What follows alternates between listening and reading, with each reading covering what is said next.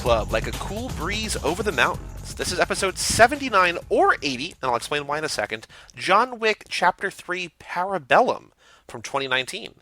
I'm Joey Lewandowski. Tick tock, I'm Mike Manzi. And before we introduce our guest, the reason this is either 79 or 80 is because as we're recording this, we just found out that Mr. Keanu Reeves himself is going to be in the Between Two Ferns movie releasing on Netflix, and I feel like that's going to be a shorter episode. I don't know what Mike's editing backload looks like right now, so one of these is going to come out first, either the Between Two Ferns one, or Keanu Club, or John Wick Chapter 3, so one of them is 79, one is 80. We'll just pretend that they're both wonderful. They're both in the Mantzoukas verse. That's all that really matters. With us today, we have our John Wick expert, back from John Wick and Chapter 2. We have Mike Flynn. Hello, Mike. How's it going? I am stoked to discuss what is very possibly the best action movie of 2019. So this movie, I don't know how to be negative about this up front, but I want to be negative about it up front because I'm going to be positive about it for the rest of the time. This movie is, I think, probably better than Chapter 2. I think the first John Wick is just about perfect, and I don't think that this one is as good as the first one.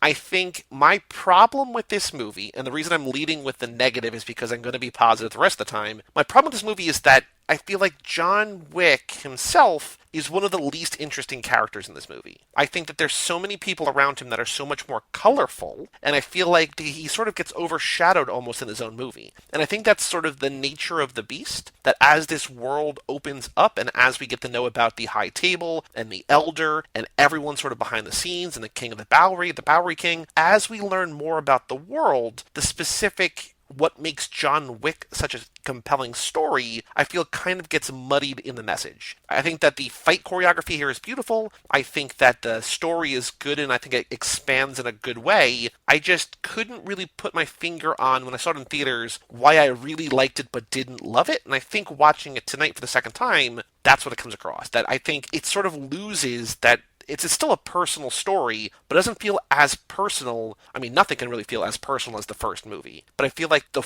driving force behind John Wick's journey, behind the Keanu performance, I feel like we lose that a little bit, and I think it's not a bad thing necessarily, because I think it expands in a good way, but it's a bit of a bummer, I think. I hear you there. I'm not going to be as hard on it, but I see what you're talking about, and I think part of that comes from it being a part 3, and the idea that we already know a lot about Jonathan, and we do learn more. We get his real name, we meet his adopted mother, and that's all excellent. But this one is more about more world building, more expansion of the universe, and he's sort of our guide along the way and everything. We get the Judicator and everything. We get the Tick Tock Man. Like, we get a lot of new characters as well as old characters returning and stuff. So there's a lot to get through here. So I understand they may have taken a little sort of backstreet with John, but however, I don't feel like, he's a different.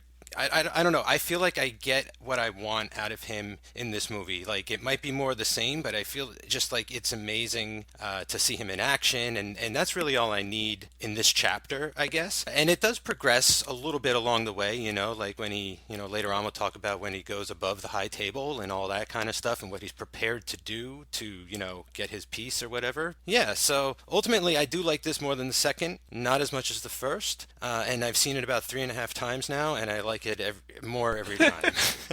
I'm going to be honest. I think this is as good as the first one, if not better. I would have to watch 1 and 3 side by side again. I watched them all in the same day when it came out. But I want to say that there is kind of a reason, I think, that this third film might not seem as cohesive when you compare to the first one, which is they envisioned John Wick as a trilogy. But I can tell you from my experiences working on that first movie for a couple of days, I had no clue that this was going to be the intellectual property that it ended up being. Yeah, but I don't think anybody did. On the one hand, you have a relatively washed-up action star looking for his great second act in life, helmed by a director who was mostly a stuntman, with, people you sort of knew, but nothing about it really screamed, this is going to be a hit. It's just that it was so done so perfectly. So, they might have envisioned it as a trilogy, but I don't think that it was ever a sure thing, I'm sure a lot of movies are envisioned as, the beginning of something bigger, right? Yeah, now they're planning a fourth, so, they're going beyond their plans. I think if I have any complaint about this movie, I don't get as many questions answered. I didn't know that they were going to have as much confidence and bravado going in for a fourth movie as they did in this, because you never see Angelica Houston after a little bit. It ends on the cliffhanger of a lifetime. You don't get anything about his real name past the reveal. Jaredani. What if this didn't make as much money?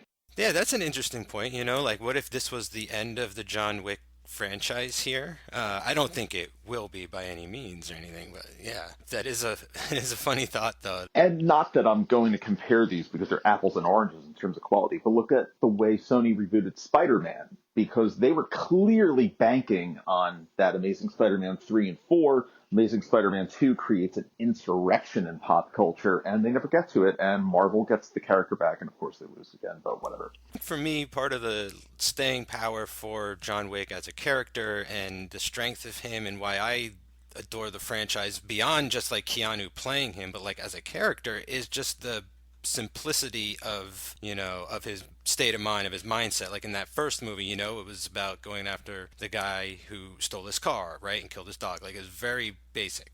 The second one got a little more complex, but it was still sort of like, okay, here's your mission. This one he doesn't have like a mission, you know what I'm saying? It's just like stay alive. And it's not until halfway through where he gets like a mission that he even then like doesn't have any, I feel like, have ever any intention of fulfilling. So like I think maybe that's another thing, maybe that's the one thing I'm missing when I saw it. I was like, there's something, yeah, he doesn't have like a to B destination kind of, he's kind of just wandering around in this, and that kind of, I felt that a little bit. And it's an internal conflict, the third movie. It's not the external conflict that the first one was, where he wants revenge. And the second movie is somewhat internal conflict as well. I think this does sequels a lot better than, say, the Taken movies, where they're just literally making things up as they go along because the first movie was a fluke, it was a hit, and then they're like, oh, well, we're just going to play around with the formula. But with this, they're creating new ideas, and I respect them for not pulling some giant plot twist out of their ass where it's like, oh, well, he's an undercover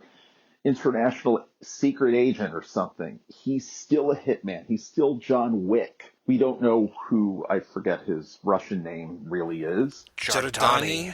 Jonovich. Yeah, he's still the same cool son of a bitch that we know he likes dogs, and we know he's really, really, really good at shooting people. Yeah, and I really like how, as just a series, these movies take place back to back, like literally. You know what I'm saying? Like It's they're over the all. span of a single week. Yeah, I love that about it because, like, it makes sense why his reputation has sort of carried so quickly and everything. Like, oh, like everyone's heard he's back, and it's been, and still, like, not a lot of time has passed. And I love that about the series too. Now, before we end the podcast, I want to talk about the future. I want to talk about John Wick Chapter 4. I want to talk about the Continental TV series. I want to sort of try to collect our brains, our thought power, and figure out where this could go. And I sort of have some kind of loose ideas that it could sort of become more narrow and more specific again, but we'll see. But before we do that, let's talk about John Wick Chapter 3, Parabellum. If you want peace, prepare for war. Mr. Mike Flynn, if you had to pick your favorite moment from this movie, in a franchise, one of your probably favorite, I don't want to speak for you, but one of your favorite franchises, probably one of the greatest current franchises, in Hollywood today. What is your favorite part of this movie? Be it a character, a moment, a line, a scene, a fight? Oh my God, there's so many choices.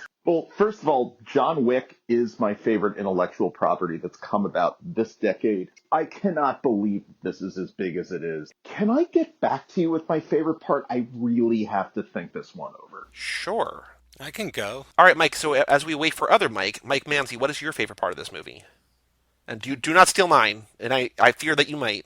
No, well, I mean, like this one is sort of a deep cut. No pun intended. Okay, so like I have a new favorite moment watching it again today, but the first couple times I watched it, I just want to have to mention like that early on, the knife fight early on when they like smashing into like all of those things and just throwing knives. That was my favorite part for a long time. But like watching it now, I have a completely new appreciation for the end sequence when he's fighting the two The guys. Shinobis. Yes, and when they like pick him back up and they're talking about how nice it is to fight him and meet him and everything, like if you really watch that fight, it's like inhuman. Like I mean, I know they're supposed to be like portrayed as like superhuman, fighting machines, but like for real, like I've not seen moves like that in film before. And I think like the first couple times I watch this, like you get a little exhausted because the action sequences are just so amazing and so long and so, complex and stuff. But like that's my favorite part right now. And it comes like really towards the end there. And it's after like a lot of really great stuff. But I'm just like so blown away when he's fighting those two guys for that long. And it blew my mind tonight.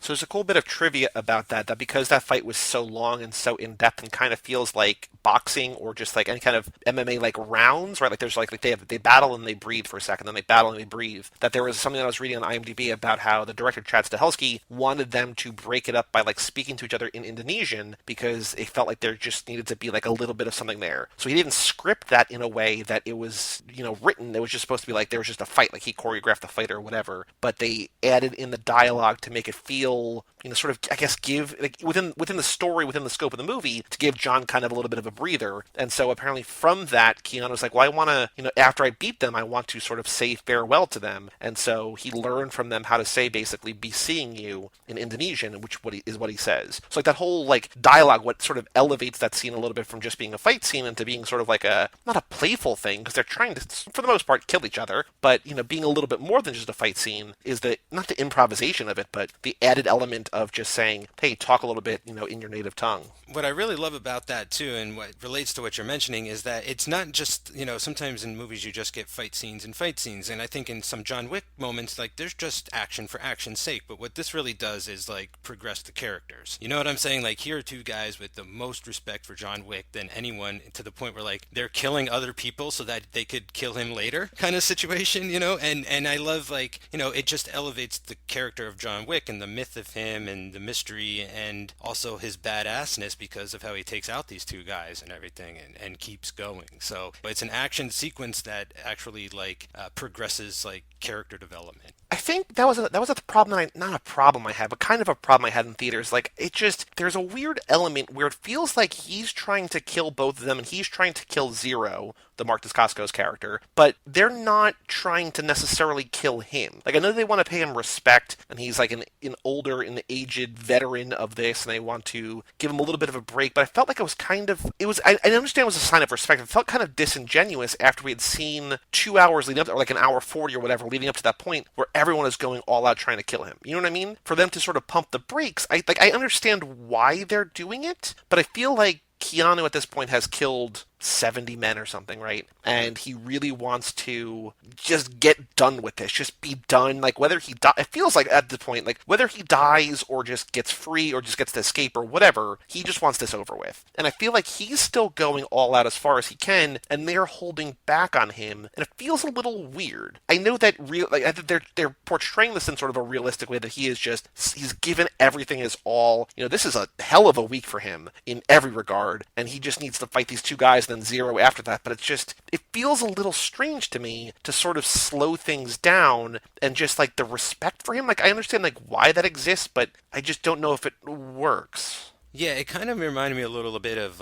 Lawrence Fishburne and Common in the sense that John Wick, like, if you gain his respect, he'll let you live, right? He won't kill you at the end of a match. And so maybe that's something that they had in mind where they're like, look, like, let's approach him on his level. Let's, like, not kid ourselves. Like, we're probably going to get beaten, but let's at least take him on two at once. And, like, yeah, I hear what you're saying, though. It is a little strange, but I don't think they intended to let him live when the fight started. I think maybe that's something I got that sort of throughout the fight. They felt like they were becoming friends with him or something, and that because they didn't like land a killing blow, he wasn't going to either, and it almost did become a spar. And I don't know, I did find that kind of interesting because it's one of the few fights in the movie where it's almost like a friendly fight in a weird way. Mike, what do you think about that? Before I say my favorite moment, do you think that fits narratively into the story, like the understanding of why they're going slower? But do you have a problem with them slowing down for him, or you think that's okay? I absolutely don't have a problem with them slowing down. And it actually ties into what I think my favorite part of the whole movie is. I think the last 40 minutes or so, right where the Continental gets assaulted,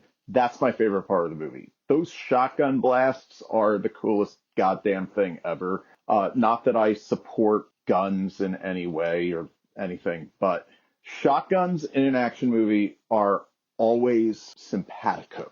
with me. And I don't know what they got with these, but the fact that number one, you had the shotguns, and number two, you had Ian McShane and Lance Reddick getting in on an action sequence. This movie gets 10 stars out of 5 for me for that. Back to the point of they have to slow down. I think they did. I think they had to give that inner peace to the Wick character and show his humanity in fighting the guys from the raid, and then Dacascos, and that fight goes on for like 10 minutes. That was some They Live level stuff. It goes longer than Common in the second movie. And I don't think he's dead. He got stabbed in the heart, but he looked up at him like he was going to come right back at him like a pit bull. So I think the beauty of that is you get that loudness. And of course, if I was directing it, I would want it to go louder and louder. But I think as you see throughout the movies, the climaxes do get more intimate as they go on. Like, I think the fact that Vigo getting stabbed in the shoulder in the first movie is kind of a bullshit move. It's kind of a cheat after they had the chance to drop him off a bridge.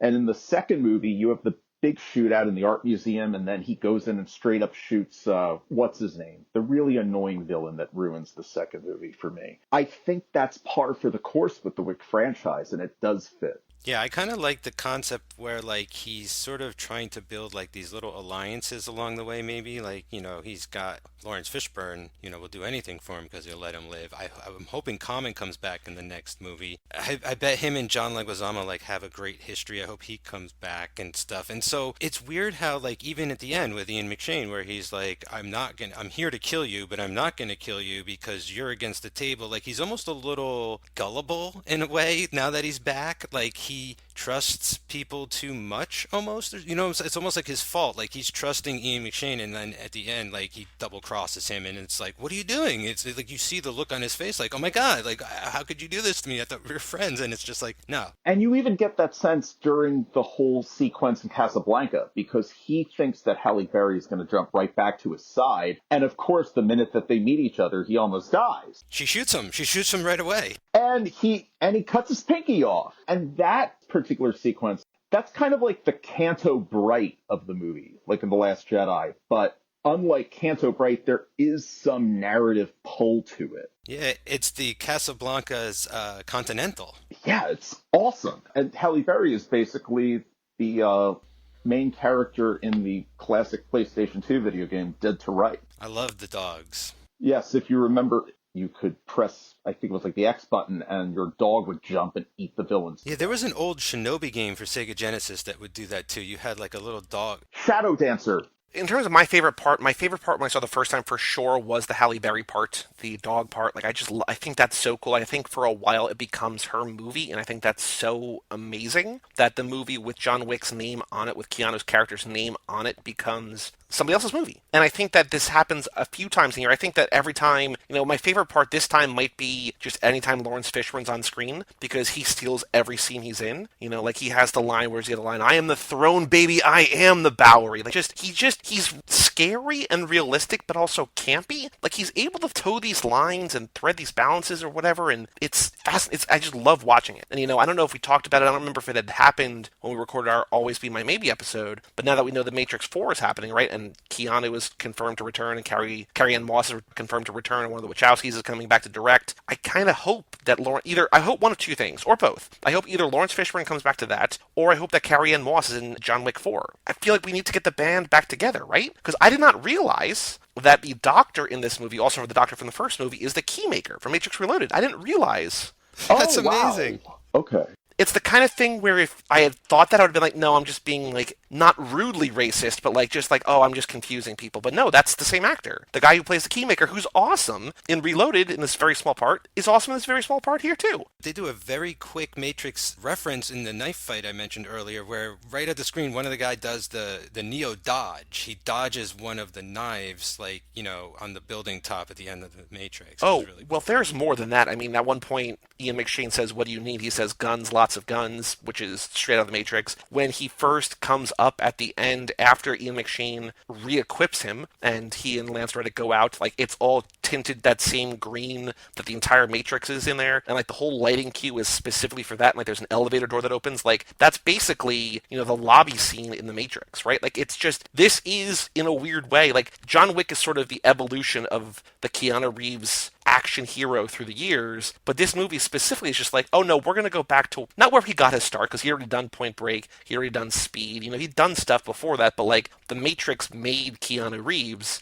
and we're going to pay respect to that here. And it just, I don't know why in the third one, but I love that. It's just, this is like the guns, lots of guns is kind of equal parts groan worthy, but also fun. It's just like, why are you doing that? But I get why you're doing that, and I appreciate it. Yeah, plus I also feel like John Wick would have seen The Matrix and loved it because of all the gun fu and everything inside. But the one thing I do want to say, my most important, my favorite moment in this movie, which I'll also pivot into my least favorite, I'll pull the old classic switcheroo, the 2-for-1. My least favorite part is that there's not enough of my favorite character, the Tick Tock Man. I adore the Tick Tock Man because I love Jason Mantzoukas. The fact that he's only in the one scene in the beginning and then he comes back at the very, very end, I hope it feels like the fourth one is going to be about with John and the Bowery King, and hopefully the Tick Tock Man and his whole like network of spiders and little birds or whatever. All of that, I feel like is going to be the centerpiece of 4. And I don't know if Jason Mantzoukas is an action star, although I just said on a recent episode, right, that he, and I don't remember what we were recording, but he just signed on to do an action movie with Mark Wahlberg, so maybe he's becoming an action star. Like, I would love a movie where it's John Wick and the Tick Tock Man, Wick and Tick, and then just, that this fuse is gonna blow, and I love him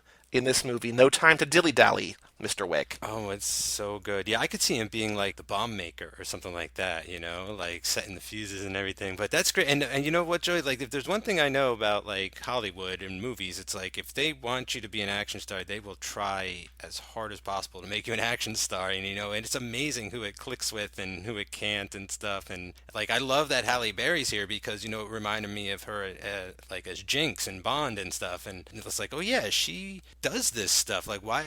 She should do this in more things, and she's great at it. I do want to make sure that we give proper credit and proper props to Halle Berry, who, in the weeks and months leading up to this movie, all the training videos and training montages that have sort of become famous for the John Wick movies of Keanu Reeves training to become this action star, this iconic character. Halle Berry was toe-to-toe with him. Like, she did everything he did. She was just as badass on the gun ranges as he was. She really put in the time, and everything about, like, reading behind the scenes says that, Keanu and her, like, were together hand in hand the entire time, and it shows. Like, she is so cool in this movie, and that's why, like I said before, the favorite thing the first time was everything about her. I think partly because I wasn't quite clicking with the John Wick stuff, but when we get to her, she's so good. She's so good. She's got an amazing presence in this movie, and it's like she's really threatening right off the bat, not just because she shoots John Wick right away, but like, he's holding her marker. So he had to help her do something, right? Like, imagine that movie, like them team. Well, we get a little snippet of it, like what it must have been like with them teaming up and stuff. But, they mention hiding her daughter and all this stuff, and I'm like, oh, I hope she comes back in part 4 and all this. Like, it's just amazing how they introduce new characters and where they go, and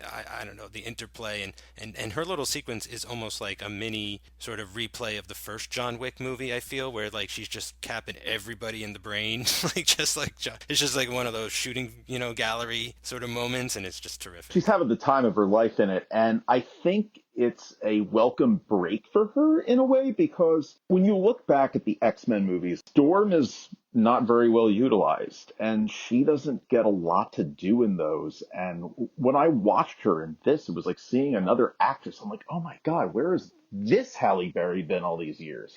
She's not even like that in something like Swordfish, where it's the Joel Silver new metal version of Quentin Tarantino. Well, I mean, it's almost like in the way like Atomic Blonde, where, we knew Charlize was badass, but that movie really gave her a reputation where the public was like, holy shit, like, look at her go, like, look at her, or like when I was a kid, like, I remember T2 with Linda Hamilton and everyone, you know what I mean? And then she's back now for another Terminator movie. And so that's what I sort of mean. It was like, if you have the spirit, you can do this kind of, like, anybody can really do this. And these are like incredibly strong people, like, actually pulling it off. So it's really great to see when they go that extra mile. Well, I am really excited to see. I was just looking at Halle Berry to see what I've seen her in, and I completely forgot my favorite movie that she's ever been in. We are going to get to it very, very soon, in the next year or so, Mike. The True. We're going to get to Cloud Atlas. That's right. Awesome. I know that we try to keep these now to an hour. So if you're listening to this episode, if you just found our John Wick, Mike and I have done podcasts about, Mike Manzi and I, my co-host over there, not Mike Flynn, not our John Wick expert, although he's been on a bunch of podcasts. Mike Manzi and I have done podcasts about Nicolas Cage and Keanu Reeves and Charlize Theron and Shia LaBeouf. and we're currently working on Tom Cruise and Tom Hanks. So every other Friday we alternate those. So that's Tom Hanks one week, Tom Cruise the next week. So every Friday there's a new episode. And, we're finally getting to the point now as we're recording this where we're about to turn the corner in Tom Hanks' career. And we're still a ways away from 2012. Like, we're 20 years away. But still, like, I cannot wait to get to Cloud Atlas. What is your next, Hanks? As we record this is Radio Flyer. As this comes out, it'll probably be either Radio Flyer or Philadelphia. Oh yeah, you're definitely getting into prestige Hanks era. Mike, man, is there something about this that you don't like? Is there something about this that doesn't work for you? I know we've sort of all been, pretty open to things we do and don't like, but is there something about here that you think is like a quick fix or an easy fix or something you'd like to see changed if you had your way? Oh man, so tough to. You know what role is like kind of, and it's like I don't know. I hate ragging on this movie, but there are a lot of new characters, and one character that I kind of feel like didn't really play as well as it maybe could have is the Judicator. Like I love the look of this actress, and I love like her presence and stuff. But there's just something about the character that's throwing me in the whole like order of the high table. Maybe that's it too. It's like in this movie we are gonna go above the high table and meet this guy, and it's like, well, who's this guy? Like he has the last word and the final say, and it's like, all right, well that's cool, but then like what's this Judicator doing, like running around? I don't know. It's all right. Like don't get me wrong. Like it doesn't break the movie for me or anything like that. And I'm glad what that character actually does is like while John Wick's away doing his thing with Halle Berry, like she's connecting the dots back in New York City. So she's going from the Continental to the Bowery and all over the map and all that kind of stuff. So she's like keeping the movie going and everything. But I just wish we knew a little more about the high table and her and like all of her authority and stuff, because it's like, yeah, why didn't John Wick just like shoot her in the head at the end of the movie, or. I thought about that too. I thought about like why doesn't he kill her here? And I think that it's sort of, whoever she specifically works for, whoever her boss is, knows where she is. And if she doesn't come back, then they're going to come down even harder on this group, on the Continental New York, on Winston, on John, on everybody. You know what I mean? I feel like there's still a level of decorum. Like even though these are all murderers and killers and vigilantes and bounty hunters and whatever, there's still law and there's still rule and there's still ethics. Yeah, there's an etiquette. Exactly. Yeah, there's an etiquette and there's a book and all that kind of stuff. So maybe we'll get more of that in four. Because like what I also love about like sequels and things are when you watch like a part two or a part three and it makes like part one better. You know what I'm saying? Like it retroactively like enhances the rewatchability. So like who knows if we get like certain answers in the next go around, like she might turn out to be my favorite part of this movie next time I watch it, because it's like, oh, like what's gonna happen with her is like awesome or whatever, like whatever ends up going on. So we'll see. I think the fundamental issue with the Educator, who by the way is a character that I love, is that she's very, very, very similar to Ruby Rose in the second movie. It's almost the same character, but she doesn't have the deaf mute angle to her. And I really want them to bring back Ruby Rose because he says "be seeing you" to her at the end, and that's kind of his code word for, yeah, I almost killed you, but I'll see you sometime else and almost kill you again. So it's kind of extraneous. It's like, say, there's a Batman villain, I believe, called the Puzzler, and I think his deal is that he tortures Batman with puzzles. So if you have in a Batman story the Riddler and the Puzzler, it gets confusing. Batman would get annoyed that some guy's sending him riddles and some guy's sending him puzzles. Just decide on one. I think that the Ruby Rose character, and I think that what they did a really nice job in the second movie, is that she was sort of not an imposter. Like, I think she was a cool character, but at the end, she never earned John Wick's respect. Fealty. Because at the end, after he kills her, right, or he like leaves her to die, she says, "Be seeing you." He just says, "Yeah, like we're not going to see each other again." And here, I think that what works about the Adjudicator is that it hints at a bigger picture. And I think what you're saying, Mike Manzi, about how it's a little frustrating is I think that as we learn more and more about the world, I can sort of see there's a sort of a kind of, in a way, a frustration of like, why don't we know everything about the world, right? Like it just, if you're spending so much time to flesh all of this out, why is there still such a mystery at the core, like the driving force of all of this? And I think she works. Like that doesn't bother me, but I can totally see why it might. And it wouldn't take a lot because I love what they do with Angelica Houston and the whole and that whole area, and like that is John Wick's core origin right there. Like those are very pivotal pieces to his puzzle, and it's not like we gloss over them. Like we spend time there and we get a vibe of it, but like we're not marinating in there. You know, we're moving on. Like he's just there to get to leave there. Like it's like a way station. After her scene, it's pretty much exit stage left for her character. But I think that she's going to come back. Like I think she's got to, or like, or if not her, the idea of her and the fact that like what is amazing about her character is that she's in such a position of power that she can make one phone call, just say, "Here's my badge number," deconsecrate, and it's just like, oh, everything that we found is sort of held dear about this world, like the small world that we exist in, right? The New York Continental. None of that matters anymore. Like with one phone call, she can ruin everything, and that's a level of power that I feel they hint at the high table, they hint at the elder, and there's power there, but I feel like we don't really see their power in a way that we see her flex her muscles. And I think that it's fascinating to see her just be like, oh yeah, no, I can just shut all this down, and by the way, I just did. And there's kind of a thing where you can't get talent like Halle Berry and Angelica Houston and send them off kind of like just that they have their scene done. You know, when you think about it, it's plausible that they announced John Wick 4 right after opening weekend because they can easily bring them back now because they're big names, they're big characters, and people want to see more of them. And I remember also in terms of the adjudicator reading things right after the movie came out about how she was an important character for queer cinema, and I think that's like it's a type of role and a type of actor that we don't see a lot of. And I think that there's this interesting gender dynamics found at work in these movies, like the tattooed girls or the tattooed women, and there's a lot of things going on here that blur the lines, and that in what is otherwise a red-blooded, yeah, let's go shoot some guys, stab some guys, let's see some bloody thing. Like they're twisting the world in a way that is not done before, and I feel like giving this character who doesn't look or sound or act like any character that you could really think of in maybe any action movie ever, who's not really a bad guy. Like she's not the villain here. She's just a messenger. She's the messenger, and to have her be as powerful as she is, and I don't want to put it bluntly, but like, to look like she does, is wildly important.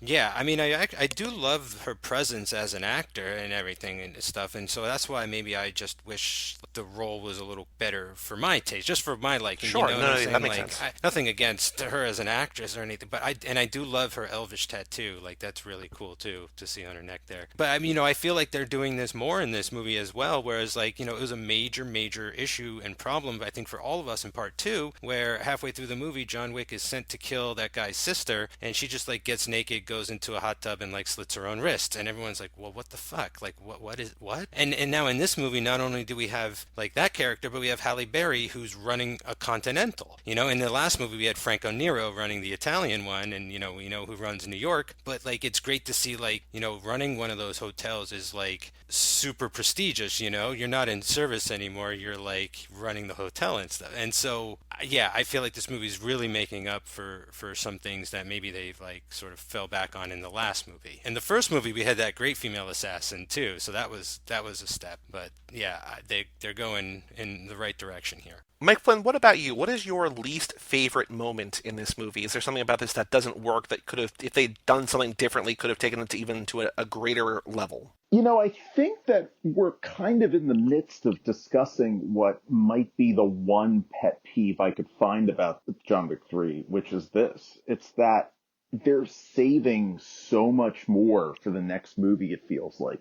I wanted more of Angelica Houston. I wanted more of Halle Berry. I mean, how could you not want more of Halle Berry after that Casablanca sequence? And I get that you can't really do it without half-assing it and just having her show up as a part of a reshoot thing because she's based there. But you want more of them, and what if this ended up being the last movie, or what if this ended up underperforming and it canceled their master plan to make a John Wick 4? I think that if you're, say, Marvel, you're safe doing the long game because you're always going to get returns on what you're doing. But the risk with making franchises like a John Wick is that there's always an unknown. And thank God that John Wick is young enough and popular enough that they can go and do a John Wick 4. I think there is something really exciting and really energizing about having a movie be as hungry as the first one is. That we're going to leave everything on. We're gonna, we're gonna leave nothing on the table. We're going to use every part of the cow, or like whatever the metaphor, whatever weird metaphor you want to use.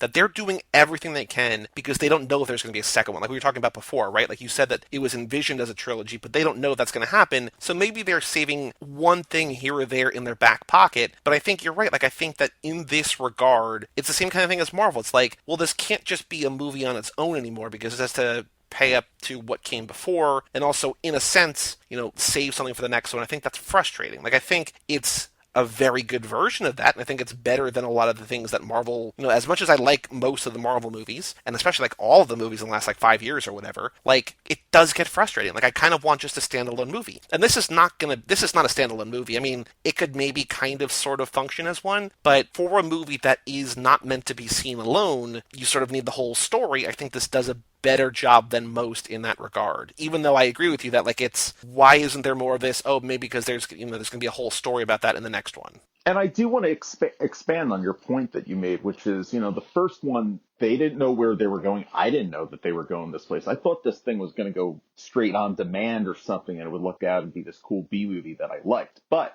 the thing with the third movie is they have a kitchen sink approach to the action sequences and the razzle dazzle of that, but they don't have the kitchen sink with the plot where they're throwing everything at you. There's people that don't come back from the second movie and the first movie. John Leguizamo doesn't come back. So they're holding their cards. And if you compare this to, and again, I think that John Wick 3 is better than Endgame, but if you compare the John Wick franchise to the isolated parts of the Marvel old movies that are Infinity War and Endgame, you have with Infinity War and Endgame a self-contained 5.5 hour finale to 11 years of movie making. But at the same time, they knew that they were going to go in and send off their characters and start anew with fresh blood and a more diverse, for lack of a better word, palette of characters as they had introduced Black Panther and Captain Marvel and Spider-Man. But you put those two face to face, and what you're going to find is that John Wick 3, you're waiting for more, whereas with something like you're walking out of Infinity War opening weekend, sure, you're going to be waiting for more, but you know that you're going to get that continuation of the Thanos fight. So it's really different in terms of franchise ideology. I hear all of this, like I'm right there with you guys in the sense that like there's almost too much and not enough for me, like and I'm not sure where it's coming from. And I mean, maybe they could have taken one or two of these fights out of here, but it's like I just like because like do we need motorcycles and horses? I mean, if you ask me, yes, but Yes. like they're the same. But like you know what I'm saying though. But like technically or like visually, like anyone else might be like, oh, that's sort of similar. If you had to, you could lose like the motorcycle sequence later. Like In that regard, I think what also kind of disappointed me a little bit the first time I watched this is that the first guy he kills, Boban, who's the NBA center, who's the 7 foot guy, he kills him with a book, and then he kills people with a horse. stabs him with a book, Joey. It reminded me of Hobbs and Shaw. How do you stab someone with a book? A more of a reason why Keanu is the voice in Hobbs and Shaw. Boom, crossover. Wow. Thank you, Mike. You're too smart. So the movie starts with him killing a guy with a book, then they kill a guy with a horse, then there's like motorcycle stuff, and then it just sort of becomes guns again. And I feel like if you're gonna diversify, and the gun fu is awesome. Like no movie, no franchise does gun fu like the way these movies do the gun fu. And I appreciate that no matter what they do. But at a certain point, if you're gonna raise the bar and be like, oh, here's different ways we're gonna like a guy kills a guy with a book, maybe don't lead with all those cool stuff. I just in that regard, Mike, in terms of what you cut out, like you're saying, maybe you cut out a little bit of the shotgun stuff at the end because it just feels like a lot of that. But I don't know. I think you need that final battle to be of importance. Yeah, that's the tough part. And the same sort of goes for all the plot points. And it's like, well, we want you to know a lot of this stuff, but then again, it's almost like, well, do I really in this particular movie, do I really need to find out where the coins are smelted? Like it's cool that we learn that and everything, but like technically that could have been saved for part 4 and it just could have been like Halle Berry and him just have to go like ransack some place and find the guy. I don't know. You know what I'm saying? Like I'm not writing these movies and stuff, but I had like a feeling like that that, where it's like there's almost too much and there's almost not enough, and I'm not sure where you sort of give and take here. Is there anything else about this movie? Like, I know that there's probably more that we could talk about for sure. But what else about this movie do we want to talk about that we want to make sure that we cover before we close up shop on John Wick Chapter 3? I love the dog motif that's carried over. I love the color in this movie, right? Like all the neon and everything. Like it's gorgeous. And they bring back the director of photography that worked on the second movie that was also Guillermo del Toro's guy on The Shape of Water. And I think that the cinematography throughout this franchise is absolutely gorgeous. I remember Edgar Wright compared the first movie to Mario Bava, and I absolutely think that holds up in this movie, where the colors just stand out. It looks like a live action comic book. The memorable things from past movies are the sort of the color patterns, right? Like it's the reds and the blues of the first one, and I feel like when they go to Italy, there's different colors there too, and I feel like they do sort of, and especially, the mirror scenes at the end there, but these movies just do look, like, aside from the fact that they're choreographed beautifully, they just look beautiful too. And Keanu looks beautiful in there. Keanu is just angry, and he's just so pissed off, and I love the way he acts at the end, and he's just sneering at Lawrence Fishburne, even though they have some degree of respect. Him cutting off his wedding ring to the elder is very symbolic. I mean, I think that's kind of the thing that means the most to you. It now belongs to us. Like, you are truly, you belong to us now. Like, we have sort of absolved you in a way, but now you are ours. And I think that is, while on the nose, maybe a little bit, also really effective payoff for where this character has gone, right? Because it's all from, his wife doesn't die. Like, it's not like his wife dies in one of these movies, but the whole reason he begins his roaring rampage of revenge is because the last kind of living memory of her is killed in the first movie. And so I think getting to this point where he has to sacrifice the symbol that means so much to, like, why he's doing what he's doing is, again, a little bit on the nose, but also really poetic and beautiful. Yeah, it's good. Sort of like we need to make a really big point in a really short time. We only have this one scene here with the guy at the beyond the high table, and so for John Wick to cut off his wedding ring and the finger and not even keep the ring, but give the ring to the guy and everything, like he's fucking serious about going back to New York and like getting the job done, So pretty powerful. It's also very good closure to the arc of his wife dying in the first movie and then sort of there in the second movie, but this solidifies that this is the past and now we're moving forward. Do you want to die as the Baba Yaga or as a man who loved his wife? Again, that choice, sort of. I mean, I don't know that he really wants to die. I think he wants to be. I don't know that it matters at this point. Like, I know that Winston's trying to appeal to his inner goodness, whatever is left there, but I don't know that it matters. Like, I think what he had, what he loved, was taken from him, and now he just essentially, if he believes in an afterlife, and knowing Keanu, I think he probably like instills in every one of his characters some version of that belief. Like, if he dies, no matter how he dies, he will probably be with his wife. So, like, I don't know that it necessarily. Like, I appreciate the appeal to his decency, but I don't know if it really makes too much of a difference. I hear you. I don't think he necessarily cares about living. I just think that he cares about killing at this, there's just more work to do before he can rest, I think, is like maybe what's keeping him going. Yeah. The kill count in these three movies, in the first one, John Wick kills 77 people. In number 2, it goes all the way up to 128. And in this movie, it sort of straddles a line right in the middle at 94. So that is, that's a lot of people. He kills 300 people in a week, which is, a lot. A lot of people. Pretty good. Pretty good. Yeah, I gotta say. And I believe he's killed more people than Jason, Freddy, and Michael Myers combined in these three movies. Wonderful. Oh, I think I remember seeing that, yes. And also, if you want to break the math down further, if a week is 168 hours, he's basically killing 2 people an hour every hour for a week. So, that's, no rest for the weary. No time to dilly-dally. No time to dilly-dally, Mr. Wick. Tick-tock, tick-tock. So the only other sort of interesting or notable trivia is that the role of Sophia, the Halle Berry role, here's a list of actresses who were considered for that part. Jennifer Beals, Ava Longoria, Salma Hayek, Penelope Cruz, Marion Cotillard, Uma Thurman, and Marissa Tomei. I mean, I love Halle Berry in this, but I would love to see Marissa Tomei as like a real cruel badass. I think that would be kind of awesome. I'd like to see the return of the bride, Uma Thurman. The last two are the ones that stand out to me. I think that Marion Cotillard sort of did the version that she would want to do kind of with, Talia al Ghul, right? That we've sort of seen, like, I think that, I think she's an exceptional actress. I think she's amazing, but I think, we've sort of seen what that would look like. I think what we were talking about before, that this is a new look to Halle Berry, and I think that's what stands out, right? Like it's, oh my god, like I can't believe that this is her, right? This is the same actress that we've seen in this startling, striking new role. Like it's great. And I feel, we would have already, we'd seen that sort of in Marion Cotillard. I think, Uma Thurman, it's been a while in that regard, just like Stain sang. And, Marissa Tomei, I think that would be incredible. Before we wrap up, let's talk about where we're going. I know there's going to be the Continental TV series, and there's going to be John Wick 4. I feel like, is he getting revenge on Winston, or is he fighting a higher power? Like, where does the John Wick story go? Yeah, Winston's on his hit list for sure. No more fealty to the Continental. It's now he has teamed up with the Bowery Boys, and they're probably. I sense like almost. I think it would be great if there was like a Warriors-esque sort of vibe to the next one, where they go around collecting gangs of New York. That would be sick.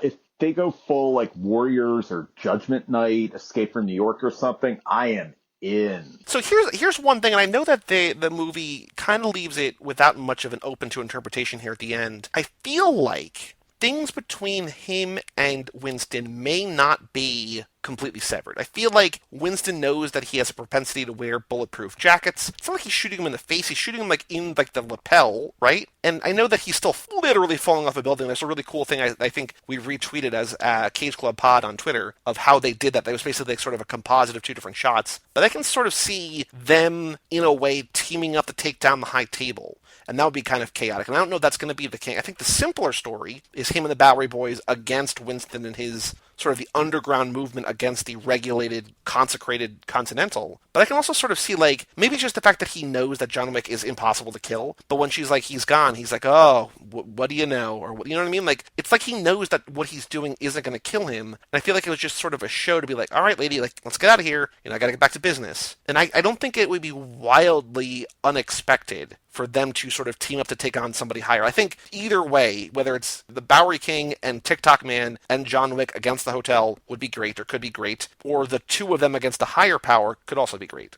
It'll be great no matter what. Like, we're there. Oh, yeah.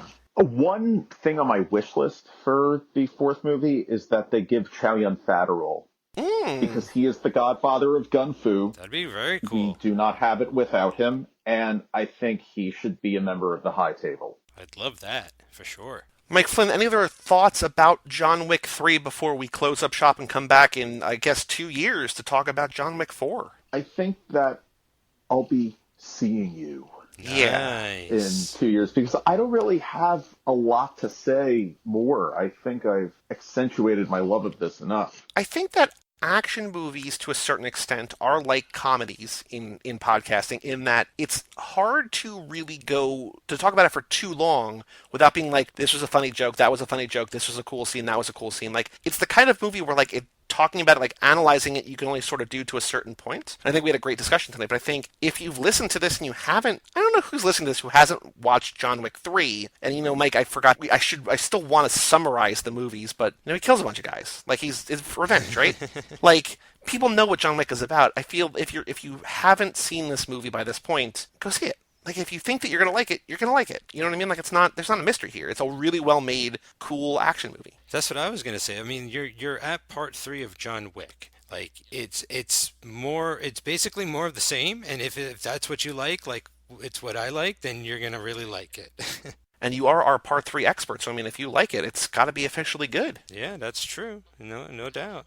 And actually, I was wondering, this, I was going to ask you this earlier, but I want to sort of spring on you in the moment. I know that's really unfair. Is there another actor, I guess Vin Diesel, I just thought of another one, who's really known for multiple trilogies? Because, like, Keanu is known for a lot of things, but he's got The Matrix, he's got John Wick. Like, Vin Diesel now has the Fast and Furious franchise, but he's got the Riddick trilogy, essentially, with a little bit extra stuff there. He's got the Triple X trilogy. What other actors? I guess it's sort of more of a modern sequel culture, but, like, there's not too many who have multiple trilogies. Stallone comes to mind a little bit. He's got Rambo, he's got Expendables, he's got Rocky. Rockies, yeah. Statham has the latter, the Shaw era. He's got the Transporter. He's got 2/3 of the way to Crank. A Mechanic. Didn't he do 2 of those or something? Mm-hmm. I just watched for the first time this past week and a half, actually the past week, the first four Rambo movies and ahead of Last Blood. And number one, should have stopped after the first one. But number two, I had no idea like how good the first one was going to be, and sort of how 2, 3, and 4 were kind of exactly what I thought they were going to be. And it's kind of a disappointment. But Mike Flynn, thank you so much. Thank you so much for joining us this evening to talk about John Wick Chapter 3. If people want to find you on the internet, where can they find you? It was my pleasure. Just go to my Instagram at Mike Drew Flynn. Mike Manzi, any final thoughts about John Wick 3 before we come back later this year for Toy Story 4? Yeah, I love it. I love the John Wick franchise. I can't wait for part 4. I'm going to watch this one again real soon. And yeah, I'll be seeing you. Okay, cool. Well, for all things Keanu Club and all 25 shows on the network, including Hanks and Memories and Cruise Club, you can go to cageclub.me, facebook.com/cageclub, or at cageclubpod on Twitter and Instagram. Email us, mailbag@cageclub.me. Come back very shortly, or maybe it's already out. I don't know how this is going to happen. For Between Two Ferns, the movie, which is going to be a very short episode just talking about Keanu's probably one scene in that movie. Come back later this year for Toy Story 4, and come back, in 2 years for John Wick Chapter 4, New York City. Maybe, if Mike is an oracle and sees things in his dreams. I'm Joey Lewandowski. And I'm Mike Manzi. And that was Mike Flynn. We'll be seeing you next time right here on Keanu Club.